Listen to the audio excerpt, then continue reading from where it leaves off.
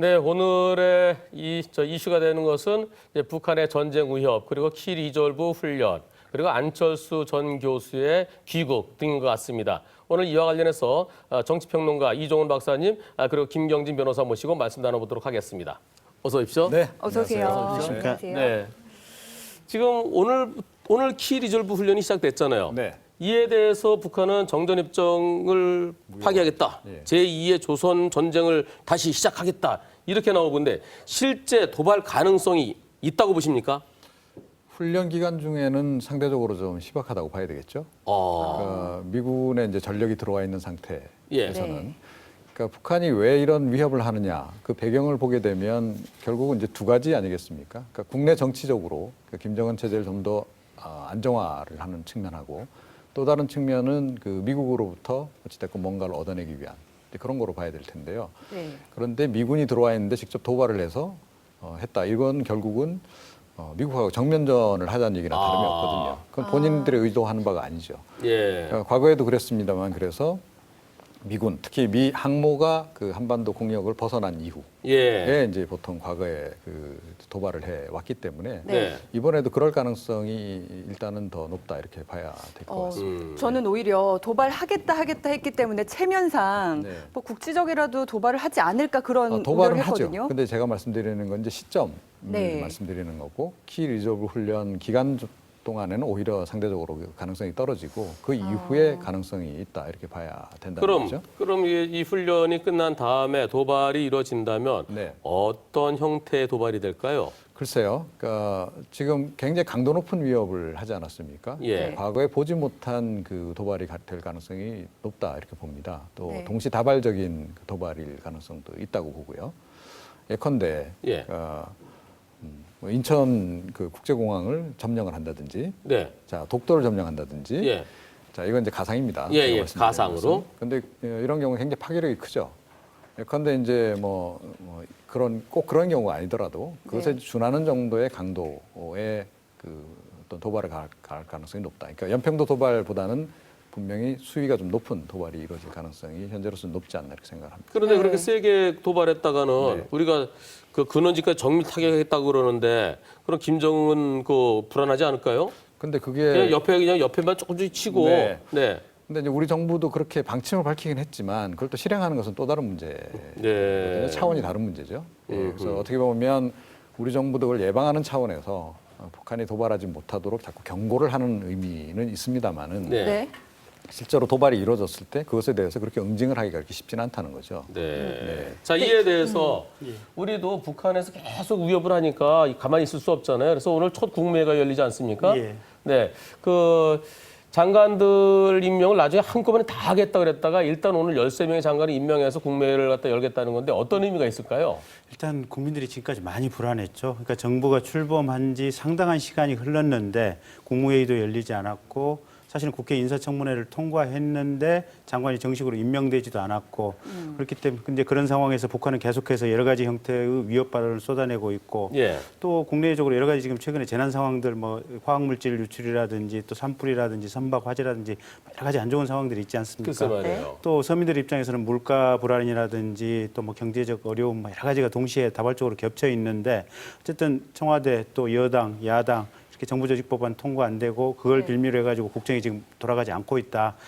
사실은 국민들 입장에서는 이게 정부 출범하고 한 2, 3년 동안 느낄 피로도 내지 짜증이 그냥 한순간에 그냥 다 느끼는 이런 상황인 것 같아요. 그렇군요. 예, 그래서 아마 대통령께서도 그런 국민들의 마음이라든지 여론을 좀 읽으시고 지금이라도 빨리 좀 이제 장관들 일부라도 임명을 하고 예. 국무회의 개최해서 조금 안심하고 갈 수 있도록 하겠다. 아마 이런 의지에서 일부 장관을 오늘 임명하고 국무회의 개최하고 아마 그런 순서를 밟은 걸로 알고 있는데요. 네. 아마 잘 될 것 같고 또 이제 조금 더 나간다면 네. 아마 이렇게 정부 조직법안 신속하게 좀 타결될 수 있는 어떤 반전의 계기가 되지도 않을까 이렇게 예상도 듭니다. 네. 북한에서 불바다 발언을 하고 난 다음에 예. 오늘 신문에 일면에 거의 대부분이 그 포항의 산불 사건 게 크게 나왔잖아요. 예. 진짜 여기저기 불이 나니까 이게 좀 불안해하기도 하는 국민들도 많을 것 같아요. 예. 네.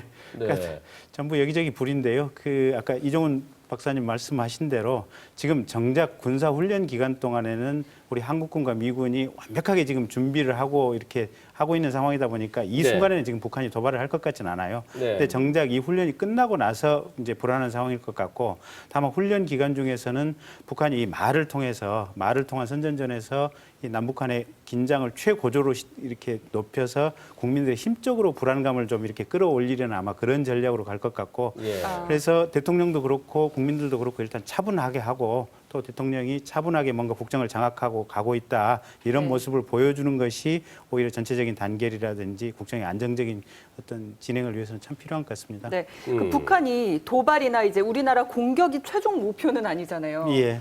왜 이렇게 위협 수위를 계속 높여가고 있는 겁니까? 그러니까 이제 북한이 제일 첫 번째는 김정은 정권이 들어서서 김정은 북한 내부에서 확고한 어떤 자리 잡아야 되는데 네.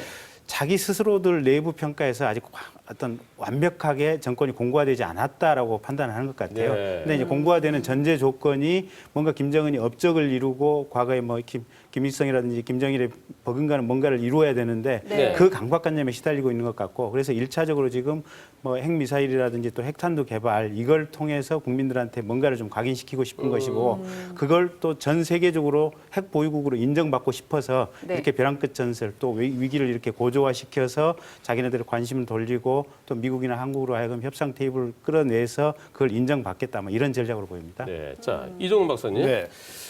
이런 상황에서 우리 국방장관이 없어요.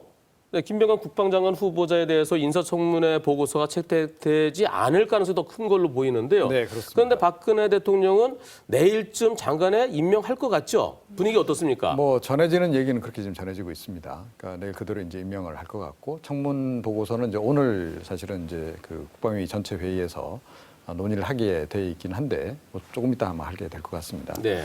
근데 그쪽에서 아마 채택하기가 좀 쉽지는 않을 것 같아요. 그러니까 예. 그 역시 여당 내에서도 지금 반대 의견이 없지 않아 있기 때문에. 예, 예. 자, 근데 상황이 지금 급하다 그래서 그러면 국방장관 인선을 그대로 강행해야 되느냐? 예. 이건 네. 조금 그 생각을 달리할 필요가 있지 않나 이렇게 생각을 합니다. 그러니까 국방장관이 굉장히 중요한 자리인 건 분명하지만 예.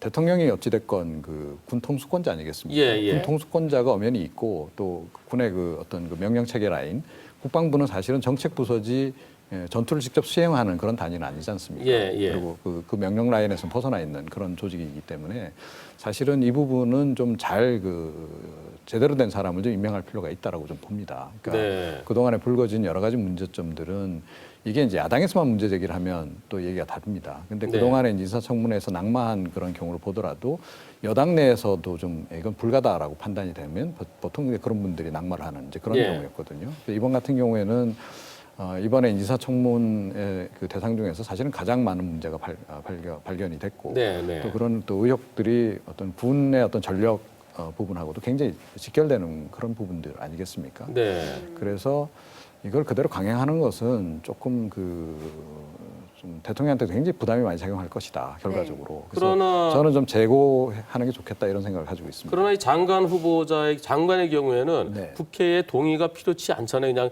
그렇습니다. 형식만 그러니까 갖추면은. 법적으로 할 수 있게 돼 있죠. 예, 예. 그걸 전제로 제가 말씀을 드리는 거죠. 네. 할 수 없다라는 지금 상황은 아니고요. 예, 할 예. 수는 있는데 그 부분을 좀 잘 생각해야 된다는 거죠. 그러니까 제가 말씀드린 대로 군의 지금 어떤 예를 들어 위기 상황과 관련해서 작전을 수행하는 그 라인은 아니다라고 예. 하고요. 그런 점에서 꼭 지금 시급한 건 아니다. 그래서 다시 한번 재고를 해서 군 전체 어떤 사기라든가 이런 걸 생각하면 또 군 기강도 생각해야 되고 좀 제대로 된 예. 그리고 국방장관이 누군가는 사실 국민들도 굉장히 관심이 높은 상황 아니겠습니까? 네. 국민들한테 신뢰감을 줘야 되는 거죠, 기본적으로. 네. 네. 그런 가운데 지난 청문회 때 북한에서 전면전을 도발해 오거나 뭐 핵을 사용할 네. 경우에는 정권이 교체되거나 정권이 붕괴되도록 하겠다 이런 발언을 했는데 여기에 대해서는 어떻게 평가하십니까? 그러니까 지금 이제 상황이 엄중하다 보니까 아마 좀 북한에 대해서 경고성으로 그런 발언을 하신 것 같긴 해요. 그런데 군의 이제 최고 사령관, 그러니까 군 단위에서 뭐 육군의 어떤 뭐 합참 의장이라든가 뭐 이런 분들이 그런 얘기를 오히려 할 수는 있다고 생각합니다. 그런데 이 국방부 장관은 조금 다르거든요. 그러니까 그 군에 있는 분들보다는 조금 유연성을 발휘해야 될 필요성이 네. 있는 것이고 또 정권 전체 차원에서 이 고려를 좀 해야 될 부분들이 분명히 있습니다. 네. 그러니까 정무적인 판단을 해줘야 된다는 얘기죠. 네. 그런 부분에서 보자면 사실은 좀 너무 나간 얘기죠. 그러니까 어. 앞으로 지금 이 국면이 지나고 나면 지금 박 대통령도 계속 얘기하고 있지만 한반도 신뢰 프로세스가 여전히 지금 남아 있지 않습니까? 예. 네. 그걸 진행하는 상황이 됐을 때 국방부 장관이 어찌됐건 내정자가 그런 얘기를 한 사람이 지금 국방장관 현직에 있고 예를 들어 앞으로 뭐 남북한 정상회담이 있을 수도 있는 겁니다. 네. 한반도 신뢰 프로세스 과정에서. 근데 국방장관 된 사람이 그런 발언을 한 사람이 같이 대동을 한다. 네. 그런 것에 대해서 북한이 굉장히 민감하게 반응을 할 수도 있는 거죠. 그래서 네. 그러면 그러니까 장관은 네. 그러니까 뭐 합참의장이라든가 이런 분들하고는 좀 입장이 다르다라고 하는 것. 그런 부분에서 어떤 그 정무적인 판단이 조금은 이번에 좀 너무 나갔던 게 아닌가 이런 생각이 듭니다. 그리고 김정진 변호사님 어떻게 생각하세요? 저도 이종훈 박사님하고 생각을 똑같이 하는데요. 아, 그러세요? 그러니까 내부적으로 회의를 할 때 네. 정말로 어떻게 저게 어떤 핵심 거점을 타격하겠다 이런 생각이나 협의를 할 수는 있는데 네. 공적 자리에서는 조금 이렇게 좀 발언이 좀 너무 과하게 간 것이 아닌가. 그런데 우리 국방부 대변인이 발표할 때 그런 표현을 많이 썼거든요. 그러니까 그런 국방부 전투부대 일선 단위에서 하는 것은 좋지만 예. 아까 말씀하신 대로 이거는 일종의 문민 차원에서 또 정부의 정책 방향인데 네. 사실은 정작 전투가 벌어지면 우리 그러니까 저희 대한민국 국민들의 이 고뇌와 이게 참 의사결정의 어려움이 거기 여기에 있는 거 아니겠습니까? 예. 사실은 북한은 가진 게 없고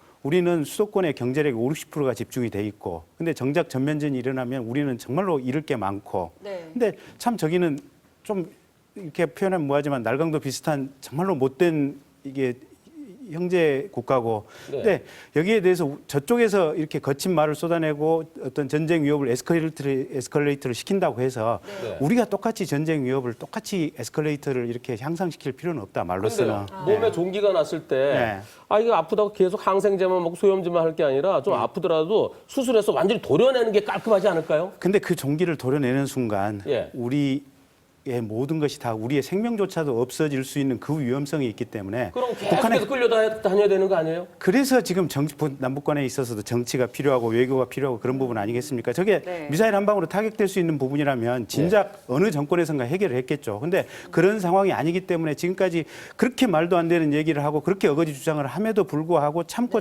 오면서 달래고 해서 여기까지 왔던 거 아니겠습니까? 네. 지금 핵 개발하고 미사일 발사하는 것도 사실은 턱없이 어거지임에도 불구하고 우리가 말 자제하고 이렇게 수면 아래로 낮추려고 하는 과정들이 전부 그런 어떤 현실적인 기반 전제 조건 때문에 부득이하게 왔던 부분이 있기 때문에 근데요, 근데 예. 땡깡이라는 표현이 저 방송용으로 적절치는 않지만 예. 맨날 와서 행패 부린 불안당을 예. 그냥 뭐 조금 뭐 하나 집어주고 그러면 계속 오거든요. 한번 크게 혼을 내면 그다음부터 못 올 수도 있는데 근데 여기에 대해서는 크게 혼을 내는 과정에서 우리의 모든 것이 심지어는 우리가 생명을 잃을 수도 있기 때문에 그게 쉽지가 않다는 겁니다. 만약에 지금 국방부 장관 임명이 늦어진다면 긴급 상황이 발생할 수도 있잖아요. 도발을 예. 한다든지 예. 정말 말도 안 되지만 전면전이 일어난다든지. 예. 그럴 때는 뭐 문제는 없나요? 근데 지금 대통령이 계시고 어쨌든 네. 군의 최고 통수권자인 대통령이 계시고 전쟁을 일선에서 수행할 수 있는 합참의장이 지금 굳건하게 있고 또 네. 육해 공군 참모총장이 있기 때문에 실은 전쟁에 관한 어떤 최종적인 군령에 관한 지휘권은 지금 합참의장이 가지고 있거든요. 그래서 국민들이 너무 크게 걱정하시거나 불안해하실 이유는 없는 것 같아요. 그래도 최종 결정은 군 통수권자의 대통령에 있지 않습니까? 네, 그렇습니다. 그럼 대통령은 그것을 국가안보실장, 그다음에 또 국방부 장관 이렇게 그 안보 컨트롤 타워에서 결정이 될 것 같은데요. 네, 그렇죠. 예. 예. 뭐 그런 점에서 이제 국방부 장관이 필요한 건 맞습니다. 네. 네. 자, 이번에는 그럼 우리 경중을 따져봐야 된다 이런 이제 얘기죠. 좀 다른 걸로 넘어가죠. 안철수 전 교수가 오늘 오후에 귀국하는 걸로 이제 돼 있는데요. 비행기가 지금 오고 있는데요. 도착되면 그 어떻습니까? 어떤 메시지를 전달하면서 그리고 우리 정치권은 어떤 영향이 있을까요?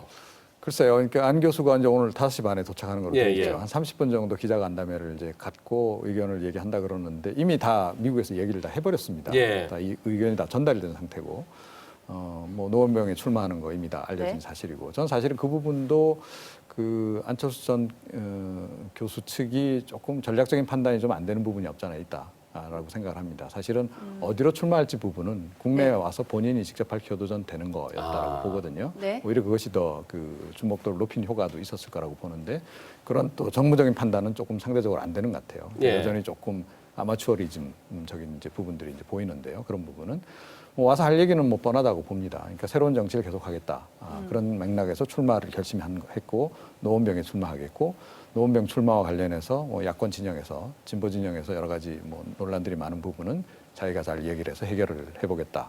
뭐 이런 정도의 얘기가 나올 것 같고 또 기자들이 이제 신당 창당 부분도 묻겠죠. 네. 신당 창당 부분에 대해서는 명확히 신당을 창당한다라는 얘기보다는 뭐 하여튼 가능성 상당히 여지를 남기는 정도 그런 정도의 발언이 나오지 않을까 이렇게 예상이 네. 됩니다. 이번 재보궐선거에 출마하겠다고 선언한 거에 대해서 네. 평론가님은 잘했다고 보십니까?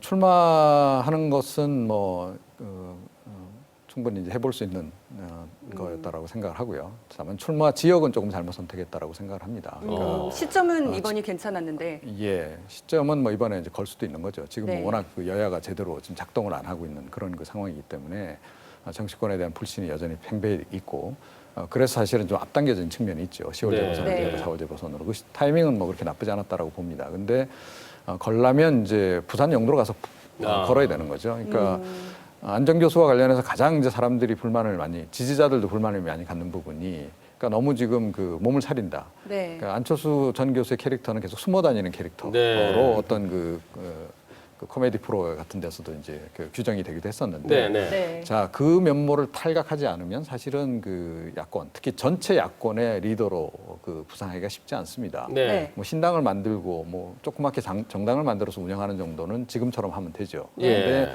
지금 그게 안기전 교수의 목표는 아니지 않습니까? 예. 전체 야권을 아우르는 대선 주자가 되는 동시에 자기를 중심으로 해서 파괴력 있는 그런 어떤 신당이 창당하는 것 그것이 목표라고 본다면 네. 이 전체 판을 이번 재보선 판을 확 키워야 되는 거죠. 예. 뭐 정치적인 예. 관점에서 보자면 그 확 키우려면 노원병 출마보다는 오히려 부산 영도 출마를 해야 예. 일단 이슈가 되고요. 그리고 상징성도 있고 진보 진영 전체에서 그렇게 되면 굉장히 여러 같은 지지가 아마 모아질 수 있는 네. 것이고요. 설령 떨어지더라도 그 동력을 가지고 좀 강도 높은 그런 신당 창당 작업에 나설 수 있는데 네. 그 부분에서는 좀 아쉽다 네. 이렇게 생각을 합니다. 네. 자, 김경진 변호사님께 마무리 질문 하나 하겠습니다. 예. 안철수 전 교수가 좀 만만하게 보고 노원병을 선택한 것 같은데 거기서 만약에 떨어진다면 안철수의 이름은 잊혀지는 겁니까? 그럴 가능성이 높다고 봐야죠. 예. 그러니까 지금 여론조사를 해보면 안철수 개인에 대한 국민적 지지도가 한 25% 내외 정도로 꾸준히 유지가 되는 걸로 네. 돼 있고 또 안철수 전 후보가 신당을 창당했을 때 한 25에서 30% 내외의 신당의 이제 지지율을 얻을 가능성이 지금 현재 여론조사 결과가 나오고 있는데 네. 네. 그거를 안철수 교수가 현실화시켜서 현실 정당화 내지는 현실 권력화를 시키지 못한다면 예. 결국은 인기도라든지 여론이라고 하는 것은 뜬구름과 같은 것이기 때문에 그냥 한순간에 예. 흩어질 수도 있습니다. 예. 아마 그런 것이기 때문에 방금 이종훈 박사께서 말씀하신 대로 부산 영도에 가서 과감한 승부를 걸 수도 있지만 한 발짝 한 발짝 뚜벅뚜벅 올라가면서 자신의 세력화를 차분히 해가겠다. 네. 아마 그런 의도를 가지고 지금 워낙 없는 상태이니까 예. 이렇게 가겠다라는 의도로 지금 노원병 출마를 결심한 것이 아닌가 이렇게도 생각이 됩니다. 네. 네, 두 분 오늘 말씀 대단히 고맙습니다. 잘 들었습니다. 네.